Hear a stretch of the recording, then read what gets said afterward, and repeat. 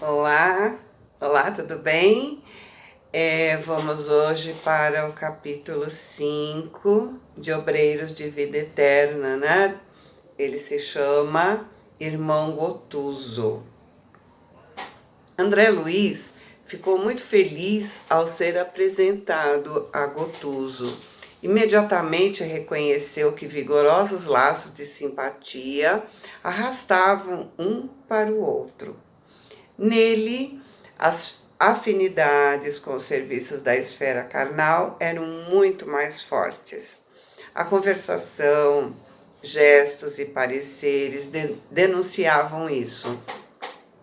Impregnado de intensas lembranças da vida física, a qual ele se sentia imantado por incoercível atração, não sucumbira, por enquanto, nos círculos de trabalho mais elevado, contando apenas alguns poucos anos de consciência desperta, após acordar na existência real, existência espiritual, né?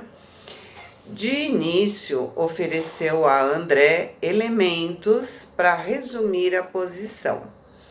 Desencarnara antes dele, peregrinara muito tempo através das sendas purgatoriais e, embora tivesse demorado vários anos semi-inconsciente, entre sombras e luzes, apresentava-se em dia com todos os conhecimentos de medicina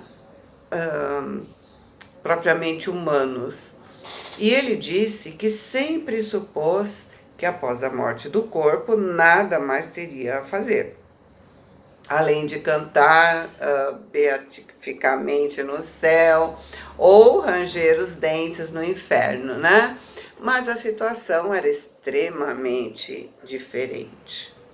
Se referiu à velha definição teológica porque nunca pôde aceitar a tese negativista em caráter absoluto, aquela tese que nega a continuidade da vida. Não, isso ele nunca acreditou.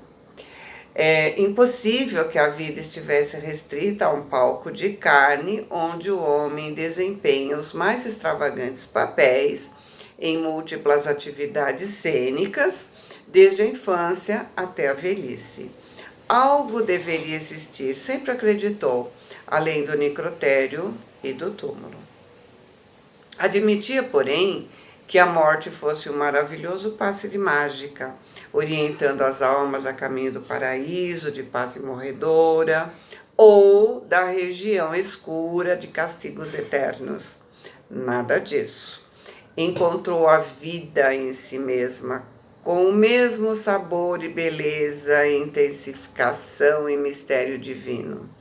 Mudamos de residência, pura e simplesmente. E tanto fazemos para cá, indisposições e doenças, como as investigações e processos a curar. Para cá ele está falando, né? Para cá, lá. Os enfermos e os médicos são aqui em maior número. O corpo astral é organização viva, tão viva quanto o aparelho fisiológico em que vivíamos no plano carnal. Pelo menos nesse plano, a situação é a mesma. Nos ensinavam na crosta planetária que o homem é simples gênero da ordem dos primatas, com a estrutura anatômica dos mamíferos superiores, com postura vertical, dimensões consideráveis de crânio e linguagem articulada. Referiam-se os catedráticos aos homens fósseis e pré-históricos, colando afirmativas dogmáticas na ciência oficial em nossa cabeça, como se dependuram cartazes no teto dos bondes.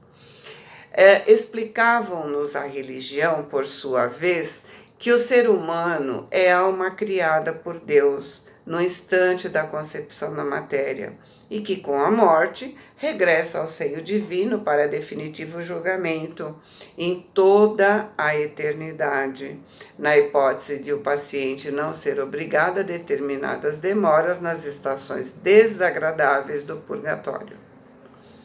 De fato, suponho que devam existir lugares mais deliciosos que o Éden imaginado pelos sacerdotes humanos, e com os meus olhos tenho visto flagelações e sofrimentos que ultrapassam todas as imagens infernais imaginadas pelos inquisidores.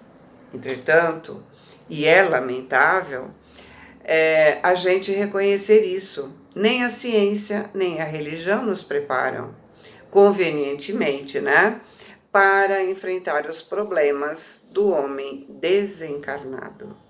Olhando o gabinete amplo do Gotuso, André Luiz reparou o cuidado dele na zona da sua especialidade. Mapas variados de corpo humano estavam ali desdobrando-se nas paredes, como se fossem preciosos adornos. Pequenas esculturas de órgãos diversos estavam também aqui e ali. O que mais feria a atenção, porém, era determinada imagem do sistema nervoso estruturada em substância delicadíssima e algo luminosa, em posição vertical com a altura aproximada de um homem, na qual se destacavam com extraordinária perfeição o cérebro, o cerebelo, a medula espinhal, os nervos do tronco, o mediano, o radial, o plexo sagrado, o cubital e o grande ciático. Acariciando em levada obra-prima, André observou: tem você muita razão, meu caro Gotuso. Se os homens encarnados compreendessem a importância do estudo referente ao corpo perispiritual. E ele disse: sim, a ignorância que nos segue até aqui é simplesmente deplorável. A personalidade humana entre as criaturas terrestres é mais desconhecida que o Oceano Pacífico. Eu, por mim, católico, militante que fui, sempre aguardei o sossego beatífico depois da morte. Vim com todos os sacramentos e passaportes da política religiosa, passados, concedidos em solenes cerimônias. Mas creio que o serviço diplomático da minha igreja não está bem atendido no céu. Não trouxe bastante documentação que me garantisse paz na transferência. Em vão reclamei direitos que ninguém conhecia e supliquei bênçãos indevidas. Em face do desconhecimento aqui predominante a meu respeito, voltei ao meu velho templo, onde ninguém me identificou.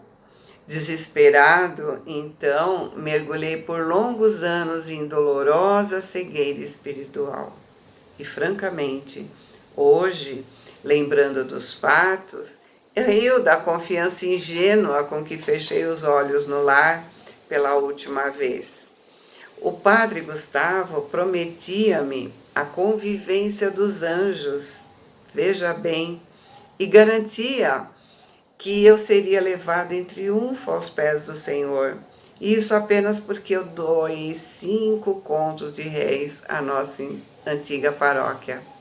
Meus familiares acompanhavam em pranto o nosso diálogo final, em que a minha palavra sufocada estava ali, em monossílabos, de longe em longe, na extrema hora do corpo.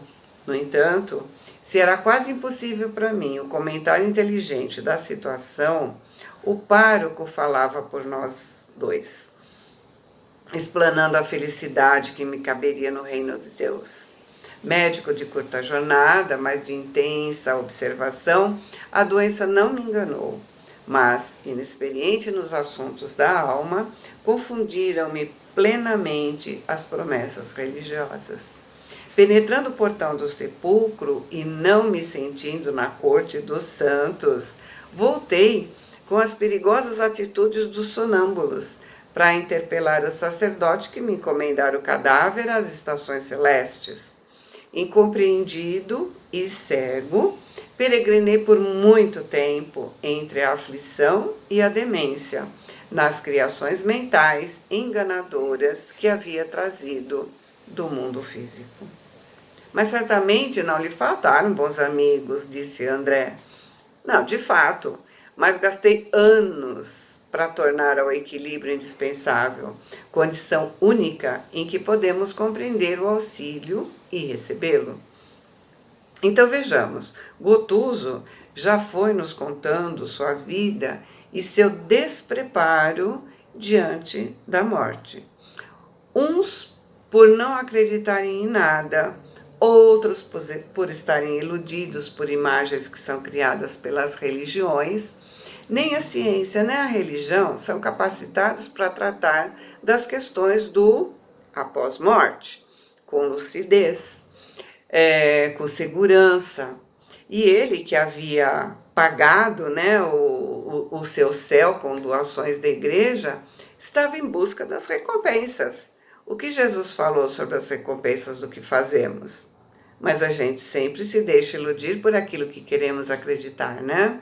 Mas disse também que pôde contar com a ajuda de muitos amigos.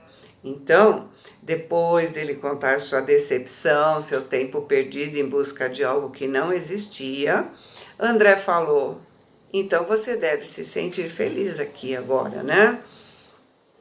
E ele respondeu: sem dúvida, né? Me reajusto com a tranquilidade possível. A maior surpresa para mim, presentemente, é a paisagem de serviço que a vida espiritual nos apresenta. Hoje tenho imensa compaixão de todos os homens e mulheres encarnados que desejam insistentemente a morte física e a procuram através de vários modos, utilizando recursos indiretos e imperceptíveis aos outros, quando faltam a eles disposição para o suicídio, né? Tem muita gente que se mata indiretamente, né? Disfarçadamente, aos pouquinhos, as drogas, o desregramento, enfim, existem muitos modos da gente ir cometendo suicídio, né?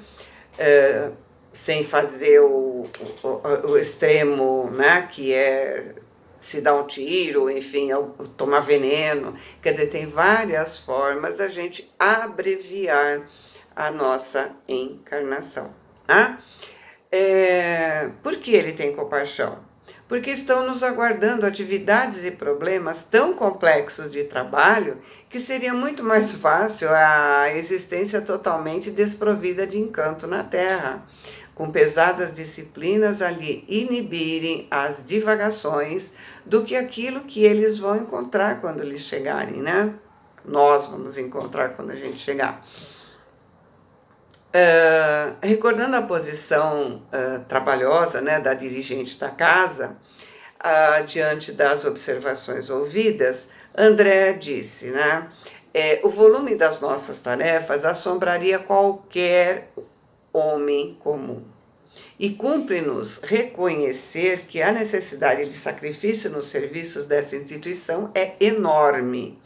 Ainda agora, espantou-me a cota de deveres atribuídos à diretora. Inegável. A irmã Zenóbia, devotada orientadora, de sublime coração e pulso forte, nos oferece invariavelmente magníficas demonstrações de renúncia. E tão grande é o serviço nesse asilo, consagrado aos socorros diversos, que a chefia se reveza em períodos anuais.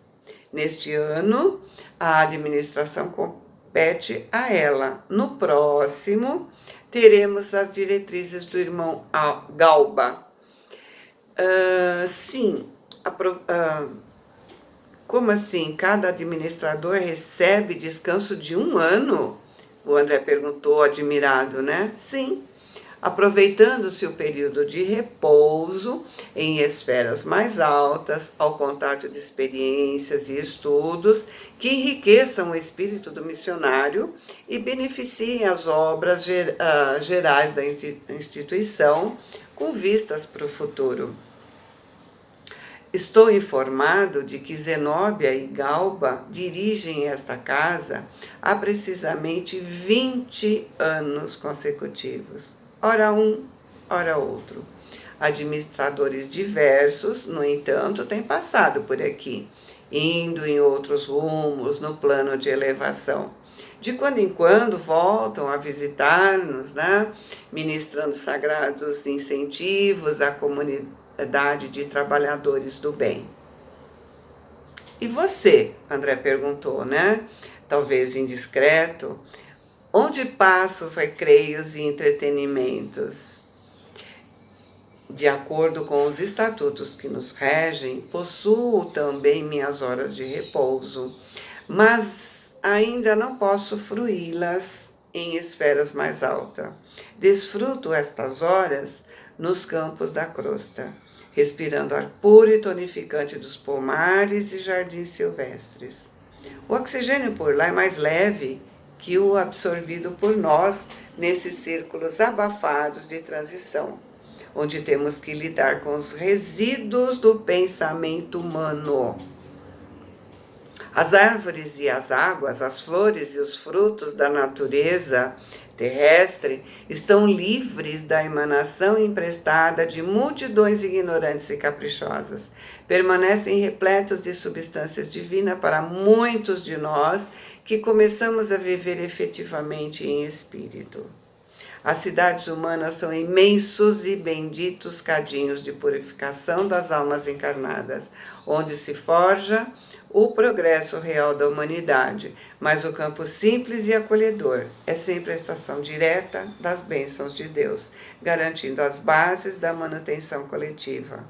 Não é de se estranhar, portanto, que aí recolhamos grandes colheitas de energias de paz restauradora. Gente, não é o primeiro livro que ele fala do peso, né, entre aspas, dos nossos pensamentos, dos pensamentos negativos, dos medos, né?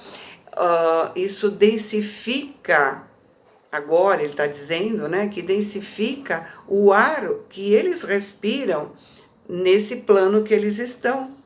O nosso pensamento emitido aqui, olha a nossa responsabilidade, desculpa, mais uma vez um puxãozinho de orelha, né? Sempre esqueço de trazer água.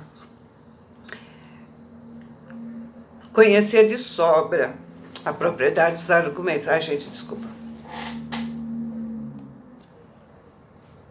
Conhecia de sobra as propriedades dos seus argumentos, lembrando experiências anteriores que me diziam respeito. Aquilo que ele contou nos livros anteriores, né? Contudo, disse com sinceridade: lastimo, porém, que você ainda não tenha podido visitar regiões mais elevadas. Descobriria continentes de radiosas surpresas, revigorando com eficiência o estímulo e a esperança. E Gotuso responde resignadamente: me prometeram para breve semelhante alegria. E com afetuoso interesse perguntei qual a razão do adiamento. Poderia, por minha vez, interpor minha influência humilde no assunto?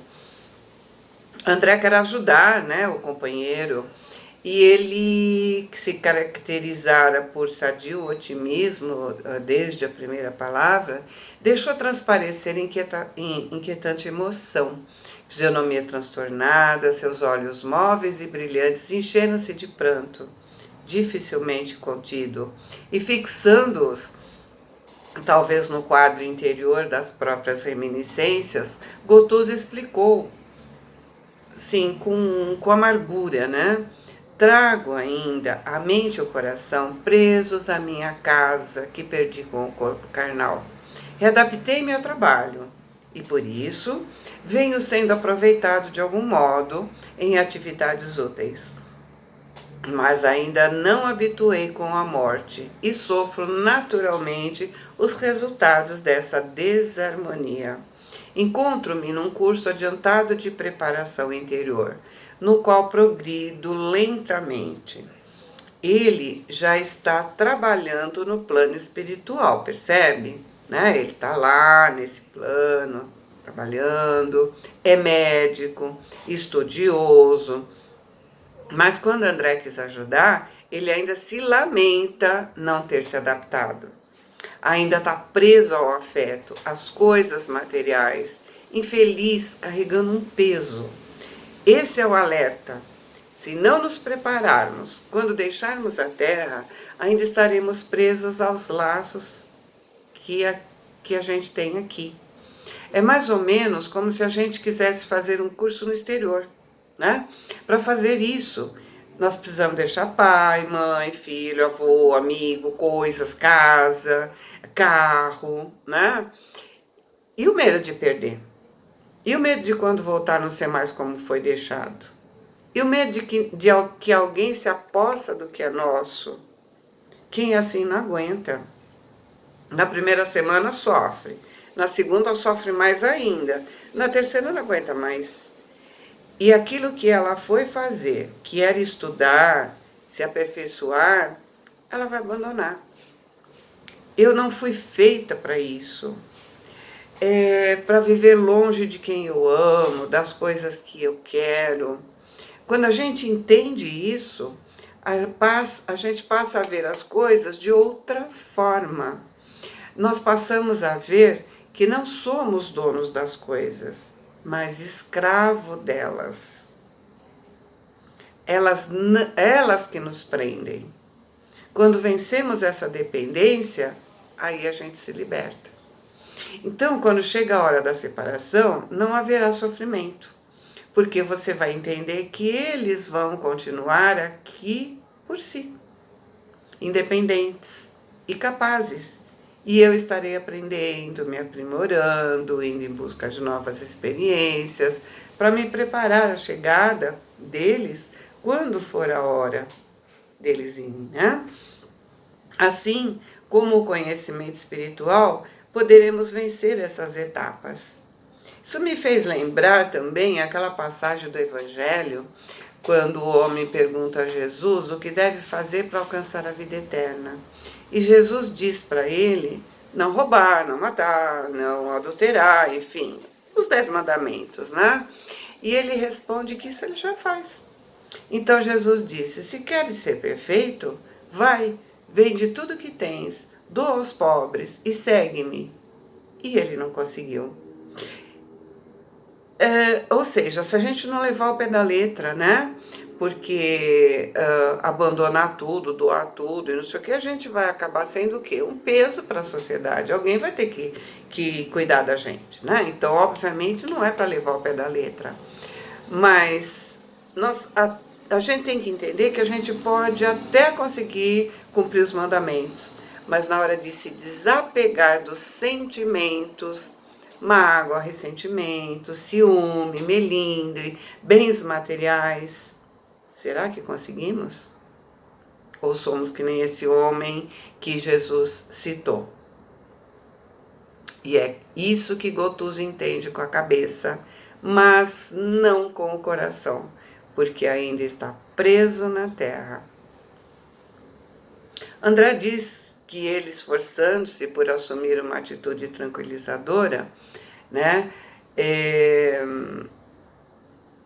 ele continua dizendo, né, retomando a mim mesmo, ele conta a história dele, né, para que o Gotuso consiga, talvez, né, pensar de uma outra forma.